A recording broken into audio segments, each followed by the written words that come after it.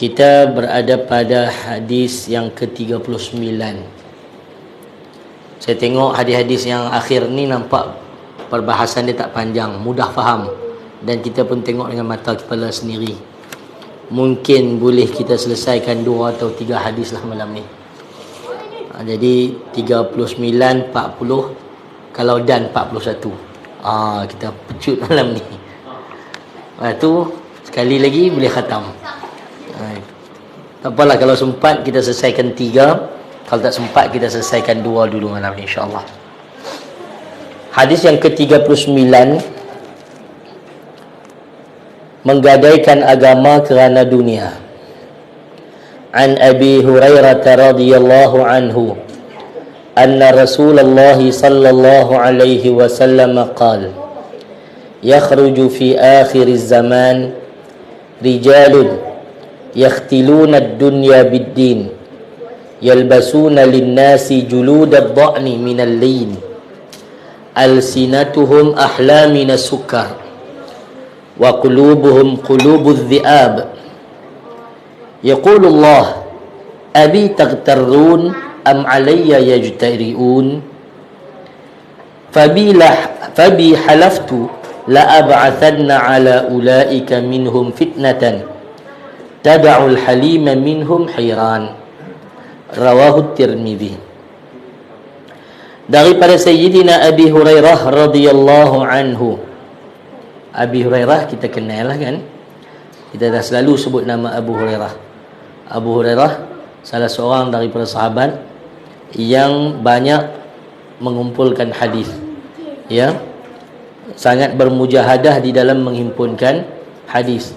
Dia ambil daripada Nabi sendiri dan dia ambil daripada sahabat-sahabat ramai. Disebut bahawa Rasulullah sallallahu alaihi wasallam bersabda, akan keluar di akhir zaman, akan timbul di akhir zaman orang-orang yang mencari keuntungan dunia dengan menjual agama. Mereka menunjukkan kepada orang lain pakaian yang dibuat daripada kulit kambing, berpura-pura zuhud dari dunia untuk mendapat simpati orang ramai. Pakai pakaian kulit kambing ni orang miskin lah. Dulu lah ni kalau bunyi pakai kulit mahal lah. Kulit kambing ni maksudnya tak ada pakaian. Mana-mana orang sembelih kambing, kulit dibuang, kulit itu disamak-samak, dibuat pakaian. Jadi sebab itu kata sebahagian orang sufi itu diambil daripada suf. Suf ni bulu kambing. Jadi mereka pakai pakaian daripada bulu kambing itu bukan kerana mahal, tapi kerana tak ada yang lain nak dibuat pakaian, maka mereka pakai. Sebahagian kata macam tu, sebahagian kata sufi ini diambil daripada beberapa istilah yang lain. Tapi dia pakai pakaian daripada kulit kambing itu sebab nak tunjuk kesederhanaan, tunjuk susah, kan, tunjuk zuhud. Zuhud ni apa dia? Zuhud ni tak ambil dunia, kan? Zuhud ni bukan tidur, kan? Zuhud ni dia zuhud dia, ataupun orang warak macam tu, warak. Hak tu cacing. Hak tu bukan warak, kan? Jadi zuhud, warak, bagi faham istilah betul, kan? Dia zuhud ni apa dia? Zuhud tak ambil dunia. Zuhud tak ambil dunia walaupun dia mampu untuk memiliki dunia, tapi dia tak mau, dia tak pentingkan dunia, dia tak mau ambil. Itu zuhud.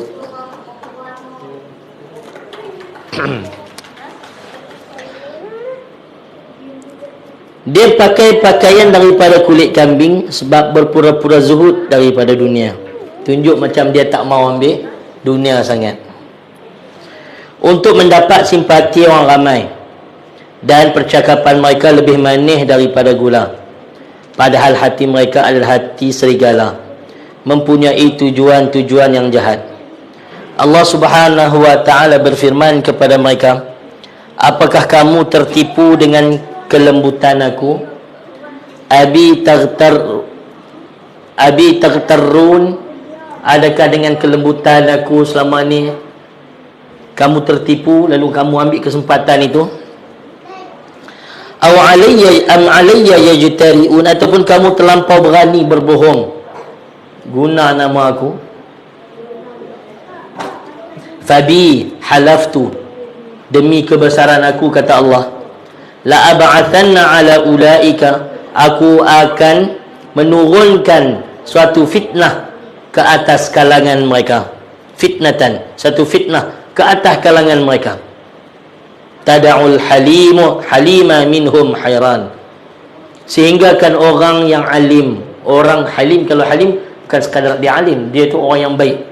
Orang yang baik pun jadi bingung dengan sebab fitnah tersebut. Hadis riwayat Imam At-Tirmidzi. Hadirin yang rahmati Allah Subhanahu wa taala sekalian, keterangan golongan yang dimaksudkan di dalam hadis ini ialah orang-orang yang menjadikan agama sebagai alat untuk mendapat keuntungan dunia. Mereka rela menggadaikan agama untuk meraih untung dunia. Hadirin yang rahmati Allah, hal ini bukan baru, bahkan sudah pun sekian lama berlaku. Bahkan di zaman Nabi-Nabi sebelum ini pun begitu. Ahli kitab pun begitu, jual agama juga. Istilah jual agama ni tuan-tuan ya, wujud sepanjang zaman. Tapi di akhir zaman ini Nabi kata, sampai orang alim jadi bingung, orang baik pun jadi bingung, dah tak boleh nak kawal lagi. Tak boleh nak kawal lagi orang menjual agama. Hadirin yang rahmati Allah Subhanahu wa taala sekalian, Allah Subhanahu wa taala sebut kepada ahli kitab kan, fawailul lil ladzina yaktubuna alkitaba bi aydihim thumma yaquluna hadha min indillah liyashtaru bihi thamanan qalila. Celakalah bagi orang yang tulis kitab dengan tangan-tangan mereka, ahli kitab. Depa Allah turunkan Taurat, Allah turunkan Injil dekat depa. Depa ambil kitab yang diturunkan kepada Nabi, yang depa tahu, depa tulis balik dan sampaikan kepada orang lain apa yang ikut selera nafsu mereka. Ada yang mereka rombak, ada yang mereka tambah, ada yang kurang, ada yang mereka potong tak kena selera mereka. Mereka ambil, mereka rombak, mereka tulis dengan tangan mereka sendiri, ikut suka mereka, tafsiran mereka sendiri. Mereka kata inilah daripada Tuhan, hadza min indillah, ni daripada Tuhan, nampak kena pakai. Padahal mereka yang tulis, padahal mereka yang rombak ikut suka selera mereka. Pasal apa mereka buat? Allah sebut liyashtaru bihi thamanan qalila, kerana mereka jual, membeli agama, jual habuan dapat untung dunia. Yalah, mereka menipu, menyeleweng, mencari keuntungan supaya pengaruh mereka tak hilang kan, supaya pengaruh tak hilang, sokongan tak hilang, orang mencari mereka, apapun mencari mereka, sedangkan mereka menipu hanya untuk mendapatkan thamanan qalila, harga yang sangat rendah, harga yang sangat kecil berbanding dengan agama Allah SWT. Mereka dapatlah dunia yang mereka nak, mungkin pengaruh mereka dapat, mungkin orang percaya dekat mereka kan, apa-apa orang nak rujuk mereka, tetapi itu tidak senilai dengan apa yang mereka akan tanggung nanti di akhirat. Jadi hal ini berlaku lagi di akhir zaman, dan kita pun menyaksikan dan kita tengok keadaan-keadaan itu. Hari ini nak apa? Semua mudah kalau ditutup dengan agama. Hari ini apa saja nak mudah laku, tutup dengan agama. Makanan sunnah saya saja, makanan sunnah saya saja, tuan-tuan. Hak makanan sunnah, hak Nabi dulu makan, kalau cara Nabi makan, hak kena sunnah tu kan murah-murah. Tapi makanan sunnah hari ni, kalau nama sunnah aja jadi mahal langsung. Dia jadi produk sunnah dan jadi mahal. Awak jadi lagu tu. Kan hadirin sekalian, makanan sunnah, itu sunnah, ini sunnah, jual. Dan orang ambil ayak celupan rambut Nabi. Wah, kan? Ini satu macam punya perubatan baru ni. Hadirin sekalian, jadi mahal tak? Jadi mahal. Orang tanya tak rambut Nabi itu betul tak? Ambil rambut siapa? Daripada mana? Apa semua? Tak ada, orang tak tanya. Jual nama Nabi, mudah laku. Kan? Dan ramai orang Suka benda macam tu. Kalau orang tak sambut, tak jalan. Tapi bila ramai orang sambut, tumbuh produk-produk jual nama Nabi, jual nama sunnah. Merata-rata orang jual. Merata-rata orang jual. Hadirin mukminin yang rahmati Allah sekalian. Mujuk orang jual labu tak jual nama sunnah lagi lah. Padahal hadis makan labu tu hadis sahih. Nabi suka makan labu tu kan. Tengok-tengok malam ni ada satu orang kampung ni pula keluar. apa biji koci labu ke apa. Hadirin sekalian, ubat ke makanan ke apa pakaian ke apa saja dibalut dengan agama. Ulang kaji nak baca tak perlu nak ulang kaji hadis Bukhari ke apa cukup mai tunjuk apa dia, oh cucu Nabi pakai tu mai ambil berkat. Hadirin yang rahmati Allah sekalian, menjual agama dengan lidah yang lebih manis daripada gula kan, tetapi sebenarnya punya hati-hati yang lebih ganas, lebih lebih ganas berbanding dengan az-zi'ab, serigala-serigala, lebih tamak kan? Maka mencari peluang-peluang untuk mengambil kesempatan daripada kepercayaan orang. Yaqulullah abi taghtarun, apakah dengan kelemahan dengan kelembutan aku selama ni kamu tertipu? Tuhan tak turunkan hukuman, hampa boleh duk mohong, hampa boleh ambil kesempatan, maka hampa duk buat tak berhenti-berhenti. Aba alayya tajtariun, ataupun adakah kerana hampa terlampau berani berbohong jual nama aku? Hampa jual nama kan. Nabi SAW sebut, man kadzaba alayya muta'ammidan falyatabawwa maq'adahu minan nar. Siapa yang berdusta atas nama aku, jual nama Nabi, kata Nabi SAW, siapa yang sengaja berdusta atas nama aku, maka siaplah tempat dia dalam api neraka. Kalau jual dengan nama Nabi, tempatnya dalam neraka. Kalau jual nama Tuhan, kata dia ini kata Tuhan, Tuhan nak macam ni, agama nak macam ni, sedangkan bukan yang agama nak, tapi dia yang nak. Dia kata agama nak macam ni, macam ni, macam ni, supaya orang ikut apa yang dia kehendaki, supaya orang ikut pandangan dia. Dia kata agama nak macam ni, agama nak macam ni, sedangkan bukan agama nak pun, dia yang nak macam tu. Sebab tu kan para ulama kita dalam hal mengambil istimbat, itu kan tak sebut Tuhan nak macam ni, Tuhan nak macam ni, Tuhan nak macam ni. Jelas ijtihad mereka begini, cara faham kan, cara faham gitu, tapi tidak menisbahkan Tuhan kata macam Tuhan nak macam ni.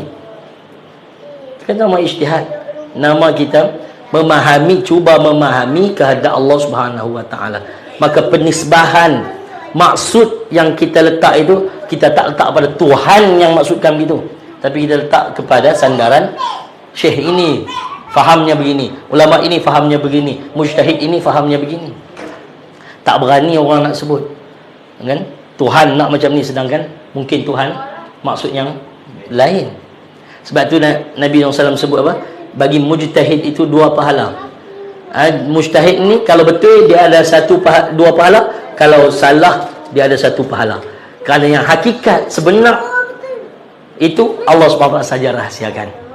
Dalam satu ayat yang mungkin ada 2-3 pandangan dalam urusan yang agama bagi untuk berijtihad. Ketika itu ada ijtihad begini, ada ijtihad begini. Hak mana satu yang betul? Wallahu alam. Yang mana satu betul-betul tepat dengan Allah Subhanahu taala? Wallahu alam. Nabi kata dalam urusan macam ni ada ijtihad 2 pahala. Kalau betul, kehendak betul di sisi Tuhan. Kalau tak betul pun macam mana yang Tuhan maksudkan, tetap dapat 1 pahala. Tapi berijtihadlah. Tu ulama-ulama mujtahid tu. Kita ni dak lah. Kita ni dengar kuliah pun kadang-kadang mai tiba-tiba duk pergi tengkak dengan orang di kedai kopi, kita kata agama nak macam ni, Tuhan kata macam tu. Tuhan kata apa?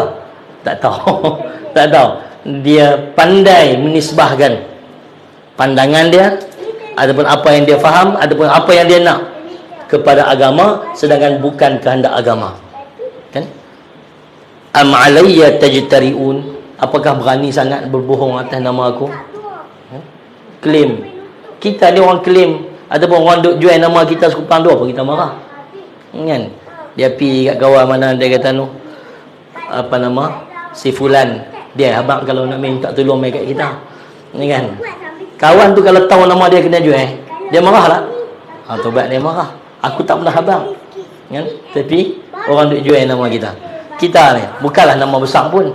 Tapi kalau orang duk pi kata macam tu, dia kata satu-satu kata, dia kata ustaz tu yang abang aku tu.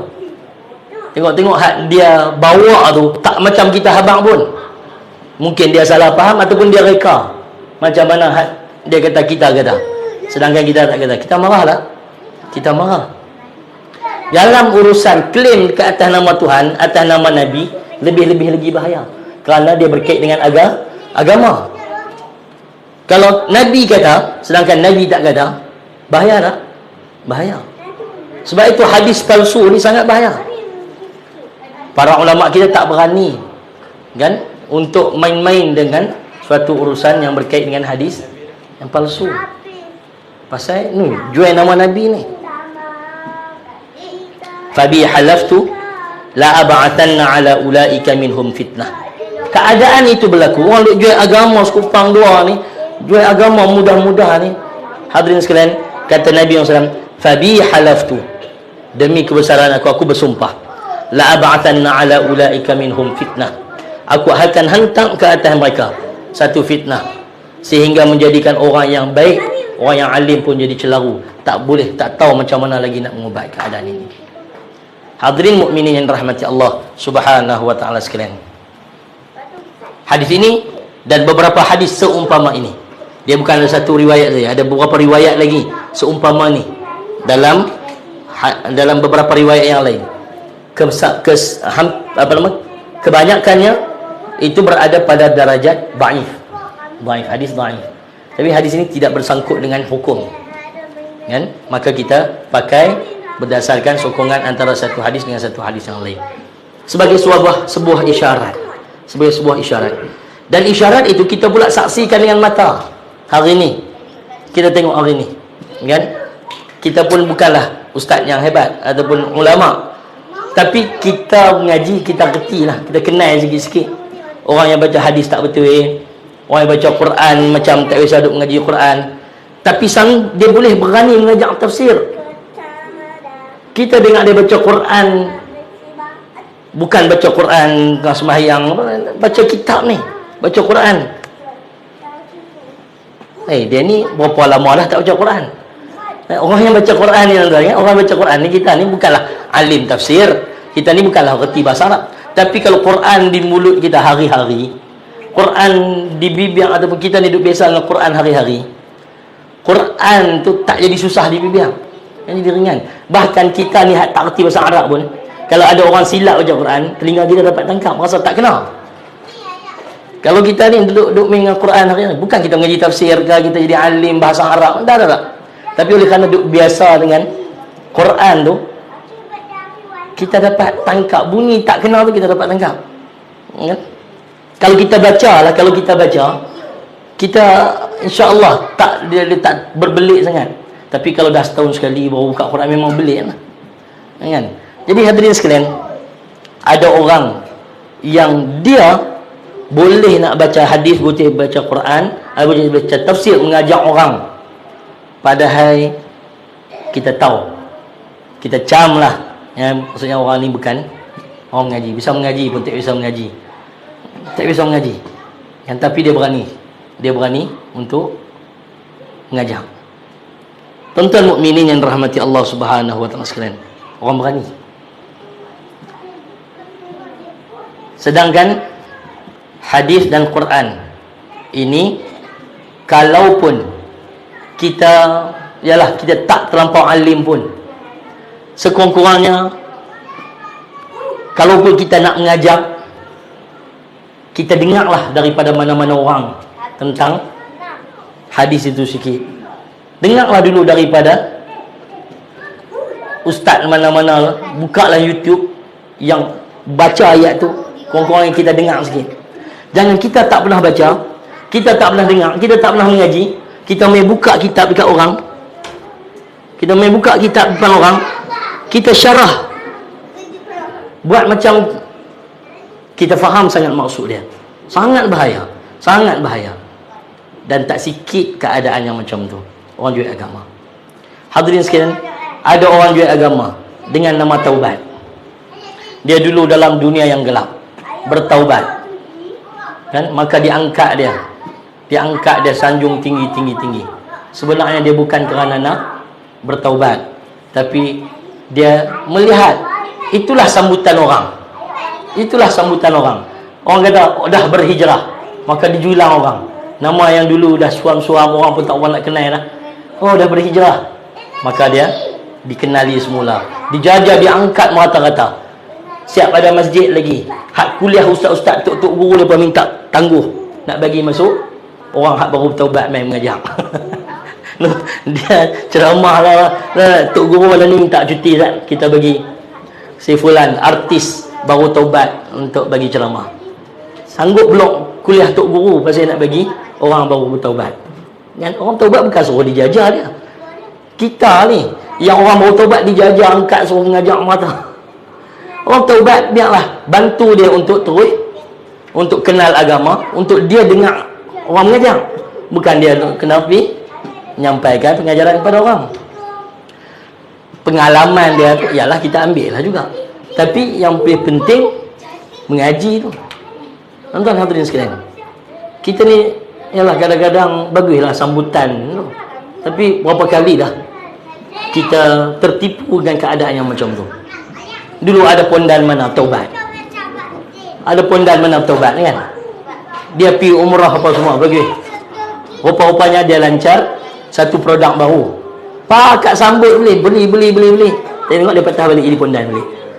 Barang dia laku lah. Hadirin sekalian, mudah nak tipu orang guna nama agama. Bungkus dengan nama agama ni, orang kita rasa kena tolong. Orang kita kena tolong. Jadi hadirin yang rahmati Allah sekalian, sebab tu lah ni selain daripada dulu orang cari artis untuk iklankan barang, lah ni orang cari ustaz untuk iklankan barang. Kan? Lah ni dulu orang cari artis lah. Kan?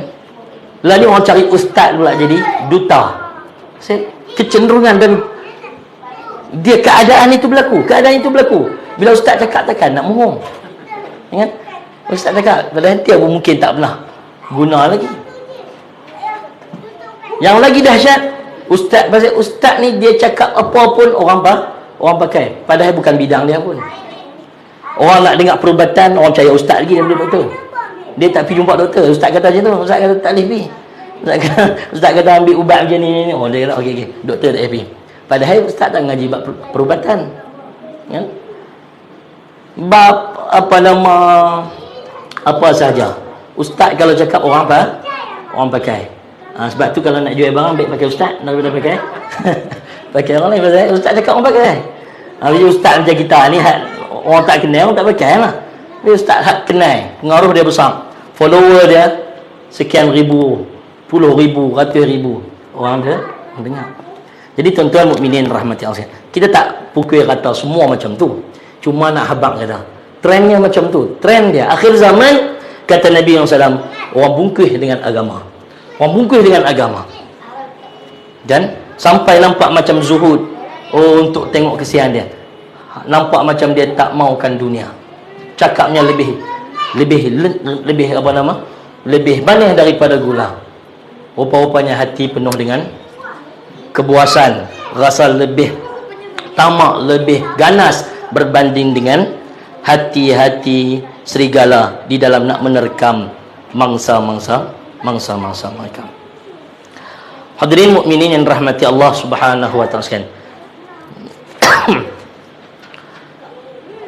Kata pengarang, dan apabila bercanggah kepentingan dunia dengan hukum syarak mereka, berani mereka mengubah hukum Allah dan memutarbalikkan kenyataan.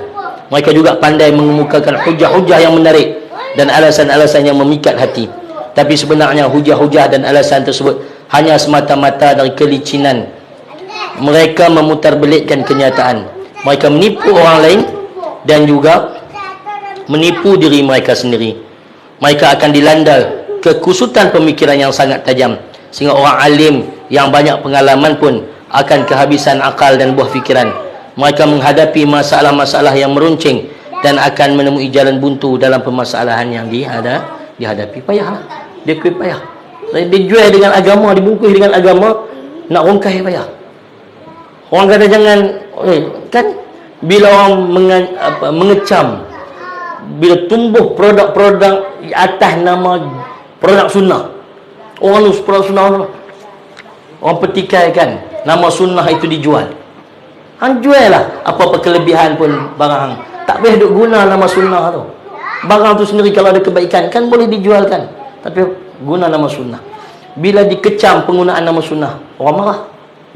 Orang marah. Orang kita tak suka, balik kepada sunnah. Sunnah ni bukan bab makannya, sunnah ni banyak benda lagi. Kan? Sunnah ni banyak lagi. Dan sunnah pun kalau ikut sunnah betul tak ramai. Tapi bila jadi sunnah mahal. Kan? Kismis tuan-tuan beli tu, habis timbang tu. Banyak mana? Kan? Bila bubuh dalam paket jadi sunnah dan mahal. Kotak kecil pun 3-4 ringgit. Kan? Jadi mahal. Bila kita sebut begitu hadirin sekalian, orang menyebut tentang produk sunnah, jangan digunakan musuh. Orang marah lah. Orang bukan marah kat produk sunnah, orang marah kat orang habang. Janganlah duk guna nama sunnah ni. Dan begitulah macam-macam. Apabila orang yang kononnya mau bertaubat tadi, dia angkat di julang, dibawa merata. Kita menyebut tentang sepatutnya dia bukan lagi layak untuk bercakap kepada orang. Dia kena dengar dulu. Tok-tok guru, orang alim dulu, ambil daripada agama daripada mereka. Lepas ni yang nak share lah. Oh, orang tak marah kepada dia, orang marah kepada orang yang menyebut dan menyedarkan. Dah kalau begitu keadaan ya, bagaimana nak menyelesaikan masalah ni?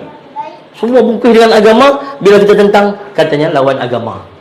Padahal orang menyebut dan menyentuh itu bukan masalah agama, tapi orang menyentuh bungkusan agama yang palsu tadi. Ya. Tapi payahlah. Kerana apa? Kerana Nabi SAW juga menyebut kan, bagaimana ulama usu, ulama yang jahat akhir zaman, dan bagaimana masyarakat awam yang jahil. Itu dua faktor. Daripada kalangan orang yang reti sendiri, mereka ramai yang fasik.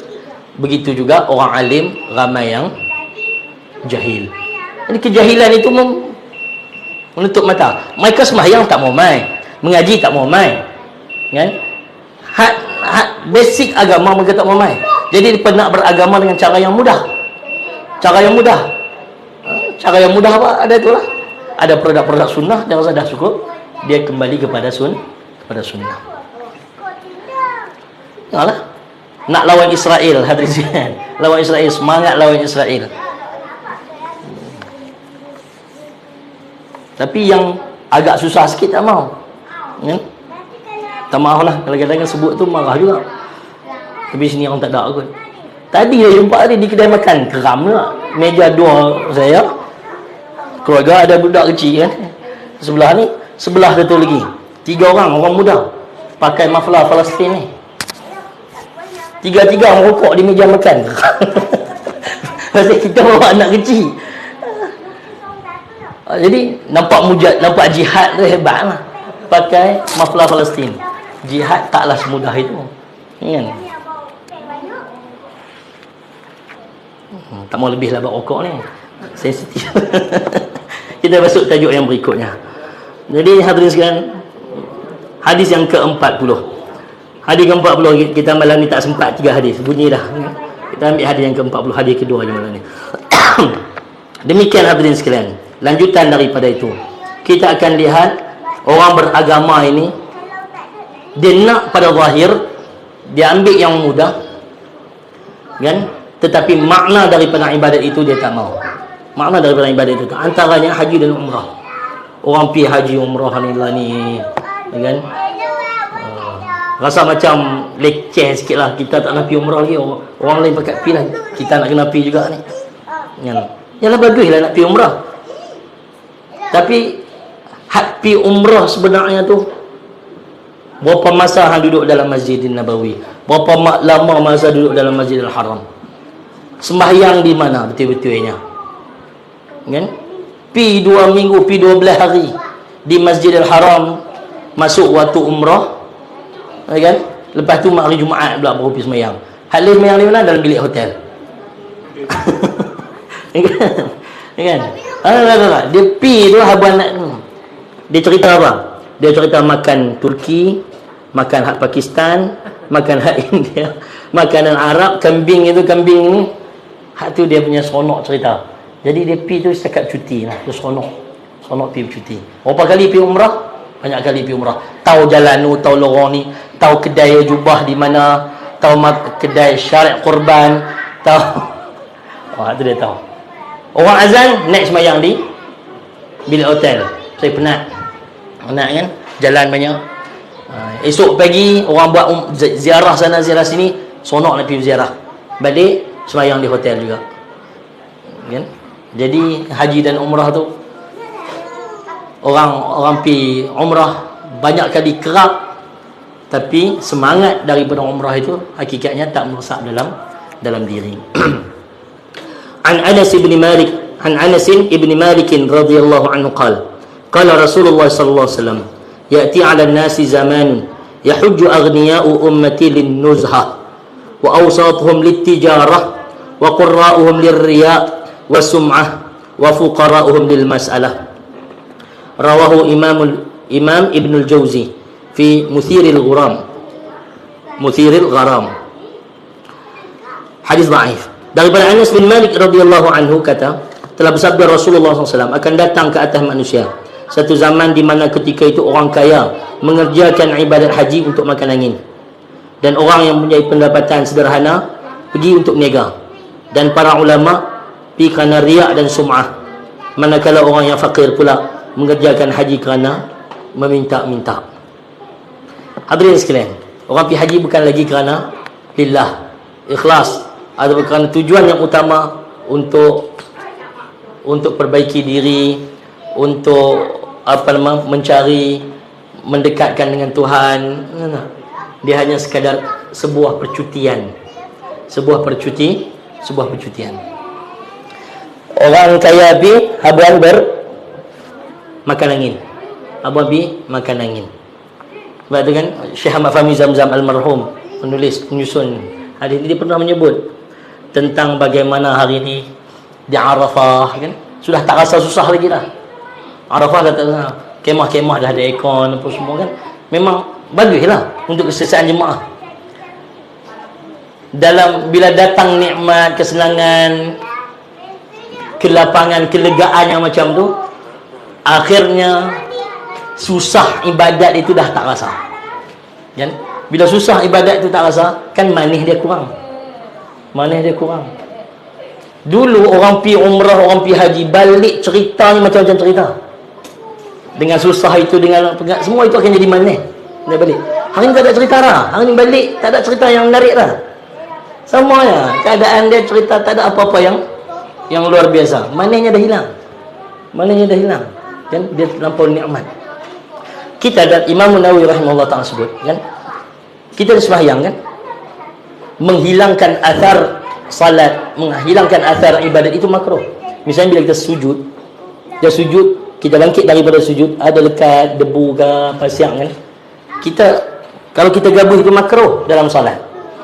Kenapa makruh? Kerana itu athar daripada ibadat kita. Itu nampak batu lekat, itu kerana itu maksudnya kita menanggung susah di dalam ibadat. Dan gabuh buang dalam salat itu makruh kerana menghapuskan kesan-kesan ibadat.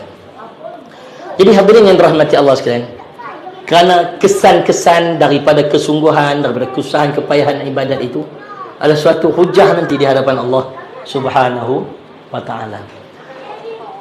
Kita tak marah, hadirin sekalian, kita tak ada masalah. Itu ialah semakin canggih, semakin ada rezeki, semakin lapang. Saudi pun semakin menjaga kebajikan haji.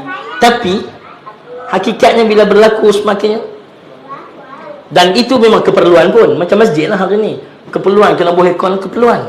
Dan masjid kalau tak buka aircon, apa nak dia tak pasal ni. Pasal yalah, rumah kita pun setiap bilik ada aircon. Kalau tak bubuh aircon, rasa tak boleh nak duduk. Di masjid, kita nak sesang orang bubuh aircon. Yalah.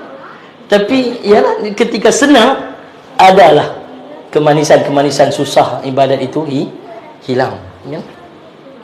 Hadirin yang rahmati Allah Subhanahu wa taala sekalian.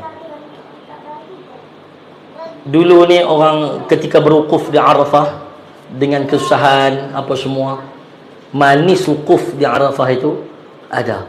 Hari ni wukuf di Arafah dalam kemah, berekon, makanan dijamu sedap, kan? Ada package yang buffet lagi, kan? Package bukan had tabung haji, pi pakai subsidi ni lah, kan? Apa nama, buffet lagi. Duk wukuf tu apa? Update Facebook lah, tengok TikTok. Kan? Quran berapa juzuk boleh habis? Tak ada. Dan zikir berapa biji tasbih boleh habis? Tak ada. Ya? Dan nikmat senang. Tak apa kalau tak ni, tahun depan boleh main lagi duitnya. Ya? Tak susah. Hari ni umrah pun macam tu. Umrah pun bukanlah murah, tapi orang mudah pi. Dulu rasanya murah lagi, tapi orang nak pi jadi payah. Bila nak pi jadi payah, bila sampai di sana, mereka menikmati setiap detik di sana itu dengan ibadat. Rasa sayang nak tinggal Masjidil Haram ni. Rasa nak tinggal Masjidil Haram, nak balik ke hotel, nak keluar makan tu rasa sayang. Rasa sayang. Balik pun tidur saatnya. Lagi pukul 3 nak beligan masuk tempat yang paling dekat dengan Raudhah, di dataran, di Kaabah apa semua. Duk rebut. Ya? Jadi susah nak pi dulu, orang menikmati tiap-tiap detik dengan ibadat. Senang nak pi hari ni, dia jadi tengok package mana yang paling banyak ziarah luar. Package mana yang paling banyak pergi berjalan.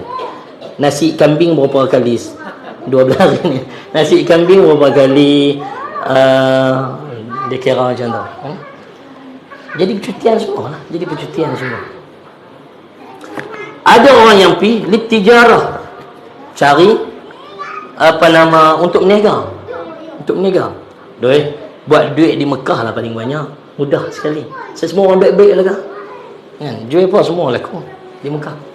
Ada orang yang pergi, memang mungkin zaman kita ni tak pergi berniaga lah. Kita nak bawa barang berniaga macam mana kan. Tapi memang ada sebahagian rombongan daripada sebahagian negara yang pergi untuk berniaga. Waktu saya duduk di Syria, ada rombongan Turki, biasanya mereka pergi memang untuk berniaga musim haji. Mereka singgah di Syria saat. Kan mereka pakai van ke apa, penuh dengan barang-barang. Dan niaga musim haji balik untung lah, banyak. Yalah, mungkin niat mereka itu sebagai bekalan, kecukupan dan sebagainya. Tapi musim haji ataupun di Mekah ini adalah tempat yang paling mudah menjualkan barang, dan semua barang boleh laku di Mekah. Boleh laku di Mekah. Wa qurra'uhum lirriya'i was-sum'ah. Ulama-ulama mereka pula pergi haji dan umrah untuk riya' dan sum'ah. Anta berapa kali tahun ni? Anta berapa kali tahun ni pergi haji? Anta boleh masuk kan? Ana alhamdulillah lah boleh masuk banyak kali Raudhah, boleh berdoa di, saya buat, boleh live lagi. Siapa yang nak minta doa di hadapan Kaabah, boleh masuk, nanti saya akan buat live di depan Kaabah berdoa. Jadi doa sekarang ni dia tak sembunyi lagi lah kan? Ada ibadat yang sifatnya cukuplah kita dengan Tuhan. Kan? Kita nak sembang, nak berbisik, kita dengan kekasih kita sudahlah dengan Allah. Tapi kalau dah qiyamul lail buat live kan? Kalau kita nak doa depan Kaabah sambil duk pegang handset, tengok, tuan-tuan kita sembang dengan mak kita pun sambil duk cakap dengan mak tengok handset.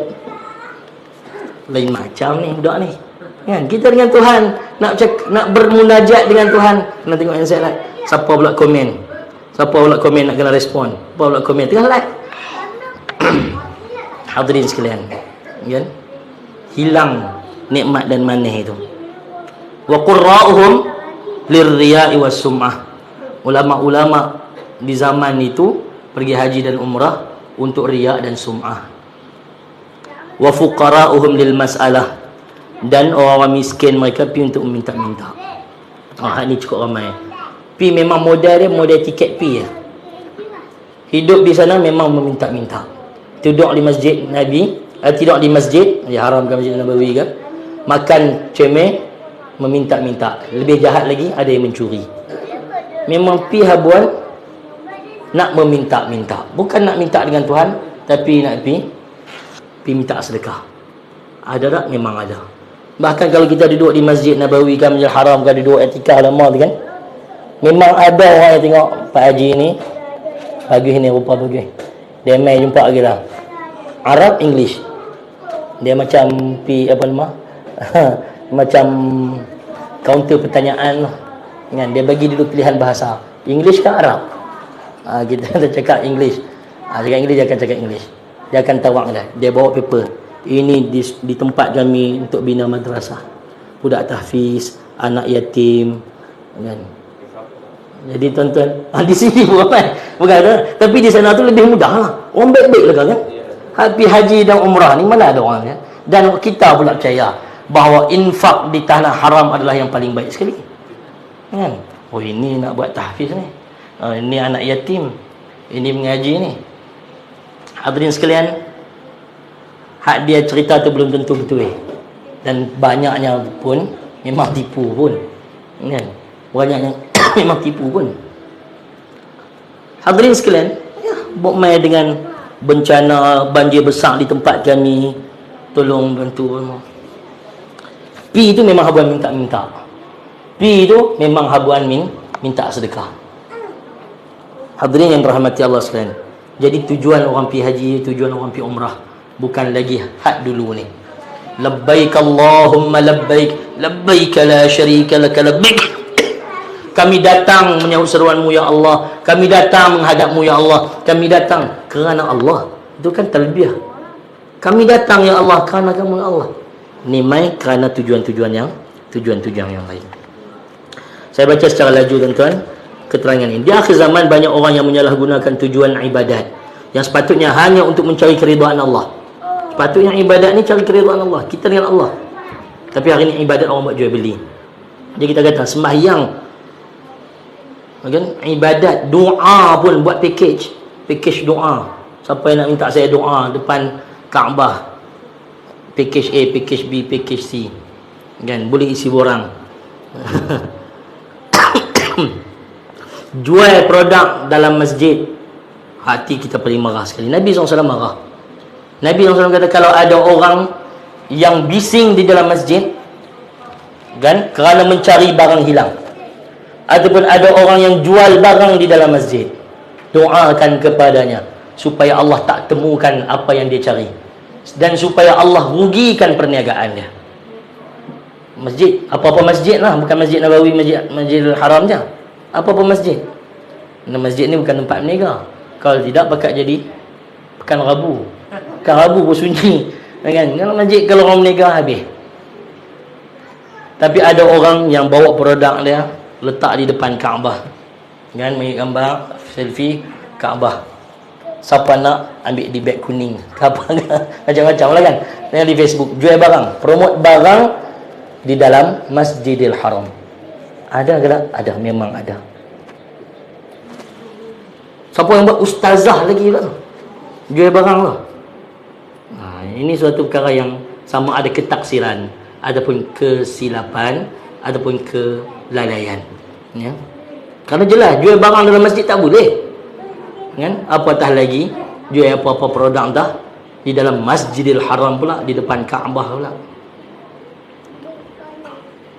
Ini jelas apabila ramai orang pergi ke Mekah bukan untuk beribadat, tapi hanyalah sebagai seronok berjalan. Mungkin ada orang yang pergi ke Mekah setiap tahun, tapi jiwa mereka tetap tidak berubah menjadi hamba Allah yang saleh. Manakala orang yang berpendapatan pertengahan pula pergi ke Mekah sambil berniaga dan mencari keuntungan, dan para ustaz pula pergi ke Mekah untuk dikatakan sudah sekian kali ia pergi ke sana, dan tidak ketinggalan pula orang yang fakir miskin juga pergi ke sana, tapi dengan niat untuk meminta-minta. Ada kesan nak balik dari Mekah?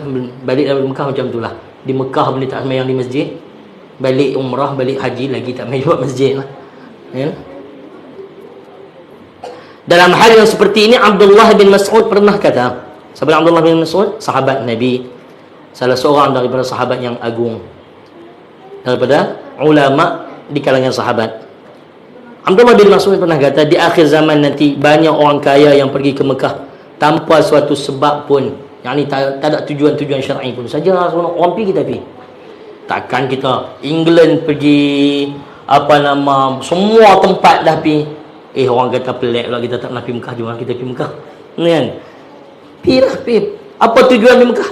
Takut orang kata tak pernah pergi Mekah, tepi tempat lain dah pergi. Tak ada apa-apa tujuan syar'i, tak ada apa sebab orang pergi ke Mekah. Perjalanan mereka ke sana menjadi mudah sekali dan rezeki pun melimpah ruah. Ini betul yang tuan, jalan urusan nak pergi Mekah umrah dan umrah ataupun haji tak macam dulu. Susah, orang nak pergi payah, nak boleh pergi tu dalam satu kampung ni berasa, dan kalau ada satu orang pergi berasa besar lah, ya. Hari ni tak ada nak buat kenduri, nak pergi pula dah, kan? Umrah mudah sangat pergi, kan? Rezeki pun melimpah ruah. Malangnya mereka kembali daripada Mekah dengan tangan kosong. Tangan kosong tu maksudnya kosong dari sudut ganjaran dan kebaikan di sana. Biji tasbih apa semua tu banyak lah balik nak buat bagi kat orang, kan? Buat balik buat bagi kat orang. Hak dia sendiri, hak dia pun dia takkan kira, dia dan gantung kat kereta ya. Biji tasbih biji tasbih tu kan, dia balik bukan dia nak kira, dia balik ambuh gantung kat cermin kereta ya. Tu tasbih lah ni duduk kat situ. Tasbih lah bukan abang kita kira tasbih. Tidak ada pahala atau ganjaran yang mereka dapat. Orang ini memucut kenderaannya antara padang pasir, yang ini bersusah payah dalam perjalanan dan mengeluarkan belanja yang banyak, sedangkan jirannya yang tinggal di sebelah rumahnya mengikat perut menahan kelaparan. Ia tidak mempedulikan mereka dan tidak membantunya. Orang macam ni umrah berapa kali itu dia penting. Kenapa sedia-sedia kena pergi umrah. Orang miskin, orang susah, hak duduk depan rumah dia ataupun hak jiran dia sendiri, dia tak pernah ambil peduli, kan? Yang penting dia sudah pergi haji sekian banyak. Abdullah bin Mubarak radhiyallahu anhu daripada ulama tabi'in yang besar. Dia ni orang yang menjadi musyrif kepada rombongan haji. Setiap tahun pasti dia akan memimpin orang untuk pergi haji. Pasal dia ulama besar. 1 tahun dia menangguhkan perjalanan dia untuk mengerjakan haji, kerana dia berjumpa dengan satu orang perempuan yang mencari makan daripada longgok sampah. Cari makan longgok sampah. Akhirnya dia bagi semua modal dia untuk perempuan tadi. Tak pergi haji, dia tak pergi haji, dia bagi modal dia untuk perempuan tadi keluar daripada kesusahan. Hadirin sekalian, orang pergi haji, balik mai jumpa Abdullah bin Mubarak. Dia kata, terima kasihlah duk bimbing kami dulu di musim haji. Rupanya orang jumpa macam dia di sana, kan? Allah Subhanahu Wa Taala bagikan rezeki, kan? Ini yang disebut sebagai wali dan seumpamanya. Dia tidak pergi, tapi orang merasa jumpa dengan dia dan dapat bimbingan daripada dia. Jadi hadirin mukminin yang dirahmati Allah sekalian, orang yang faham aulawiyat, keutamaan. Kita dah pergi haji sekali. Nabi SAW haji semua sekali ya. Ada orang yang tiap-tiap tahun pergi haji, tapi tak ambil peduli tentang kesusahan orang susah di kampung dia, di negeri dia. Itu dia tak ambil peduli. Yang penting dia kerap pergi haji. Kata Abdullah bin Mubarak, dia habis modal banyak, dia redah susah perjalanan yang jauh, tapi dia tak peduli pun. Sebenarnya jihad ataupun mujahadah atau ibadat yang paling afdal kepada dia ketika itu adalah jiran dia, membantu jiran, bantu orang susah yang ada bersama di dalam kampung dia. Jadi tuan-tuan mukminin yang rahmati Allah Subhanahu Wa Taala sekalian, saya kira cukup sekadar itu dulu untuk malam ini.